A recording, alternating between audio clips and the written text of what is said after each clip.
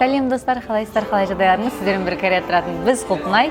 Бүгін біз десерт жеуге келдік. Негізі бүгінгі тақырыпта менің айтқым келетіні, Кореяда тұрғаныма 10 жылдан әлдеқайда асты ғой.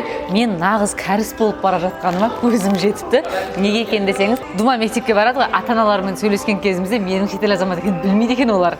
Бүгін мына корейский десерт жеуге келдік. Мына десерттің аты Сольбинг деп аталынады. Қыстың күні қазір Құлпынайдың сезоны Кореяда басталды. Құлпынайдың сезоны басталса, біздің Думан Құлпынайды жегісі келеді.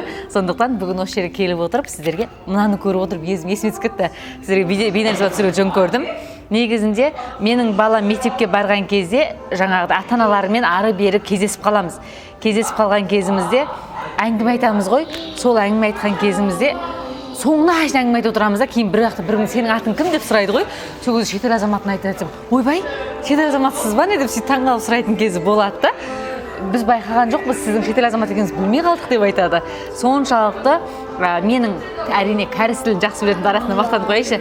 Кәріс тілін жақсы білетінім, бірақ тілді қанша жақсы біліп тұрсаң да, мәдениетін дұрыс білмесең, салт дәстүрін, әңгіме айту бір мәдениеттерін білмесең, бәрібір шетел азамат екенін біліп тұрады ғой.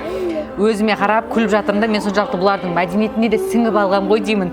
Тілін жақсы біліп, кәріс апайлармен жақсылап сөйлесе беремін деп. Мен кәріске ұқсап бара жатқанды қашан түсіндім?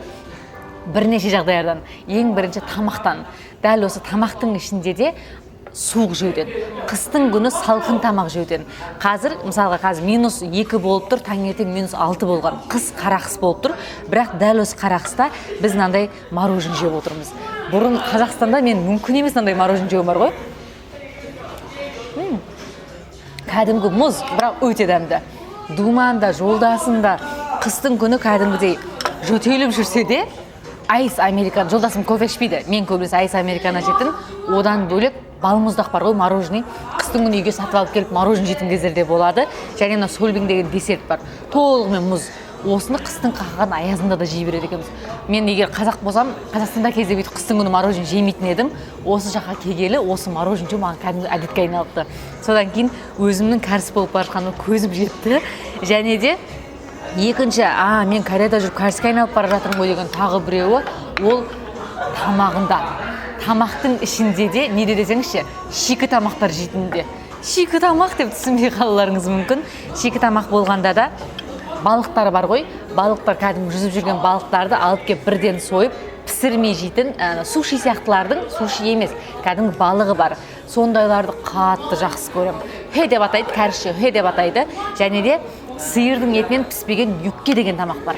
Ол да пісірген баяғыда мен сіздерге бір Хванчжан Шижан деген базарға барған кезде салған тұғым юккені жеп отырып, сиырдың етінен піспеген тағамдарды жейтін болғанмын, еттерді, піспеген балықтарды жейтін болғанмын.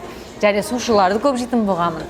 Тағы біреуі, мен нағыз кәріс, даже менің жолдасым ондай кәріс емес, шын айтамын бар қошы. Неге? Себебі жолдасым ащы жей алмайды. Жей алады, бірақ мен сияқты емес.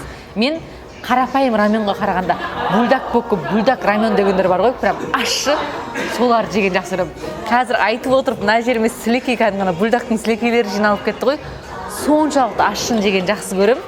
Рамен жеген кезде де жай ғана рамен емес, ащы рамен бар ғой. Сондай жегенді қатты жақсы көремін. Одан бөлек кимчи. Мен әрбір тамақ жеген сайын кәріс сияқтымын да, кимчисіз тамақ жей алмаймын. Күрішсіз тамақ жей алмаймын, кимчисіз тамақ жей алмаймын. Бұрындары алғаш Кореяға келген кезімде кимчи деген нәрсені анда-санда бір жейтінмін. Қазір әр тамақ жегенде кимчи жоқ па деп іздеп отыратын болғанмын. Адам тұрған жеріне үйреніп кетеді деген рас екен ғой.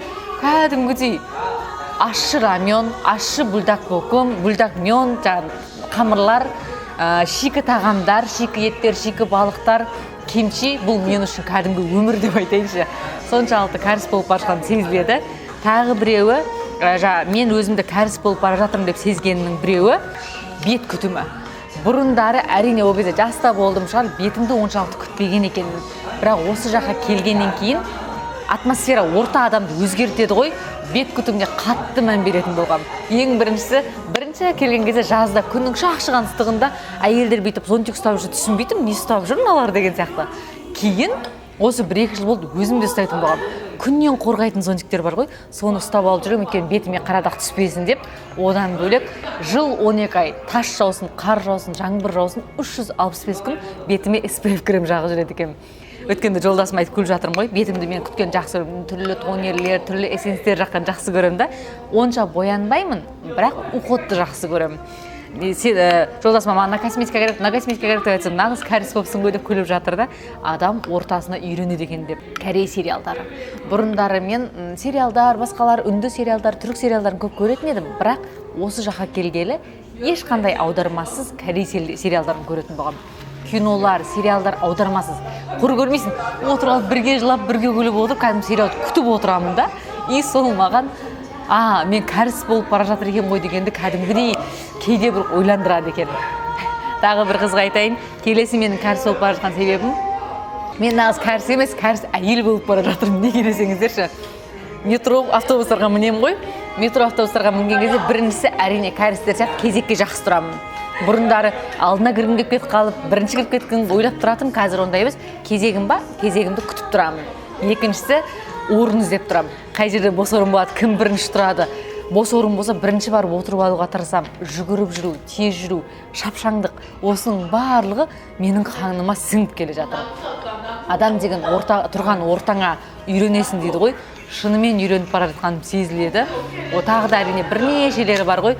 Көбісі осы мен кәріс болып бара жатқанның өзім байқамаймын, бірақ кәріс ата-аналар айтады. Сізді шетел азаматы екенде біз мүлде ойлаған жоқпыз. Жай ғана шетел азаматына ұқсайтын әдемі шегеген кәріс деп ойладық, бірақ шетел азаматы екенде ойлаған жоқпыз дейді. Өйткені біріншіден произношениеңізде мүлде шетел азаматының акценті жоқ дейді да. Екіншіден түріңіз сәл кәрістерге ұқсайды. И біздің әңгіме айтқан кезде біздің мәдениетті, салт-дәстүрді барлығын біліп, әңгімені ары қарай алып кетіп жалғастыратындықтан сізді шетел азаматы екен деп ешкім ойламайды дейді.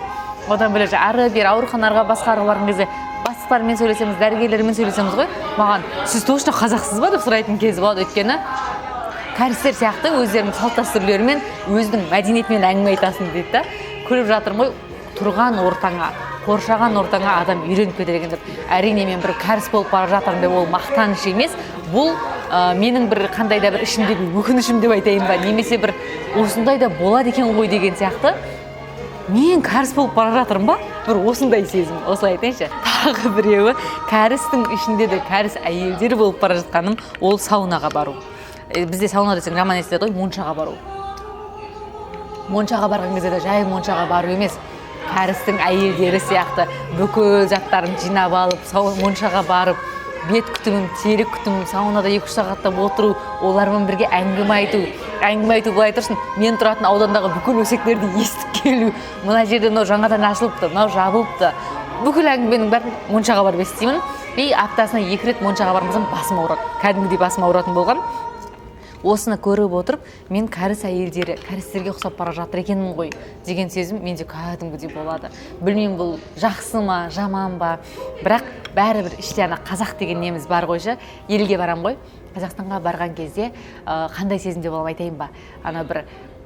Біраз шетелде жүріп қыдырып келіп, үйге барғанда өз үйім деген сияқты бір сондай әсер алатын кез болады. Еліме барған кезде бәрібір өзімді бір еркін сезінемін, қалай айтайын, көңілім тоқ болатын кездер болады.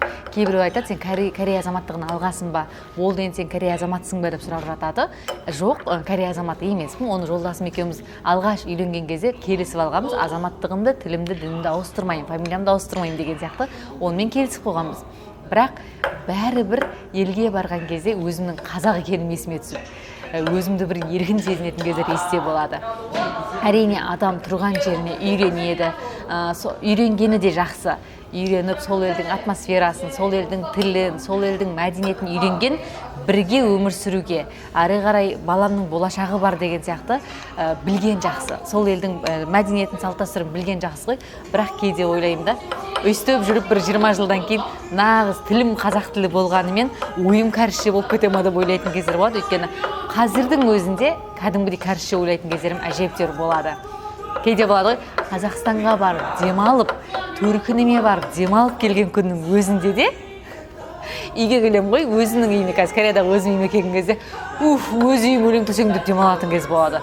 Соншалықты мен Кореяға үйреніп қалыппын ғой, мен осы жаққа сіңіп кетіппін ғой деген ой менде кәдімгі пайда болады. Бейнерсізбада айтқым келетіні, қай елде тұрсаңыз да, сол елдің тілін, салт-дәстүрін, мәдениетін, заңын сіңісіп кеткен керемет жақсы ғой, бірақ бәрібір іштей өзіңнің еліңе деген бәрібір сағыныш, еліңді құрметтеу, сыйлау деген нәрсе бөлек тема болады. Сондықтан шетелде жүрген әрбір қазақтарға, егер сіз шетелде, Кореяда болсын, басқа елде болсын, шетелде жүрген болсаңыз, онда сол елдің мәдениетін, тілін, салт-дәстүрін біліп алсаңыз, сол елде өмір сүру оңайырақ болады деген. Бұл менің жеке практикамнан өткен, шын айтамын. Кәрістермен араласып кету, ол кәрісше біліп араласқанмен, білмей араласқан мүлде басқа. Сізге деген адамдардың отношениесі басқа болады.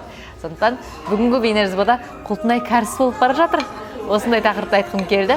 Әрине қазақ екенімді ұмытпаймын, бірақ осы ортада тұра беріп кәріс болып бара жатқанымды мойындаймын. Әрине Кореядан үйренгенім де көп, әлі үйренетінім де көп. Үйренуге тырысамын. Бүгінгі бейнежазба жай өзім ғана бойында болған. Ал енді біздің жеп жатқанымызда мынау кәдімгі мороженый болғанда да міне мынандай ақ, іші аппақ сүттің мороженейі. Және мынау мұз, кәдімгі балмұздақ мұз, ақ мұз. Төбесіндегі балмұздақ, астындағы ақ мұз. Қазір Құлтынайдың сезоны. Құлтынай ең дәмдісі. 엄마가 엄마를 먹는 거. 맞네. Мұздай. Жақсы көремін. Бейнежазбаны соңына дейін көргендеріңізге көп рахмет. Барлықтарыңызды жақсы көремін. Сау болыңыздар.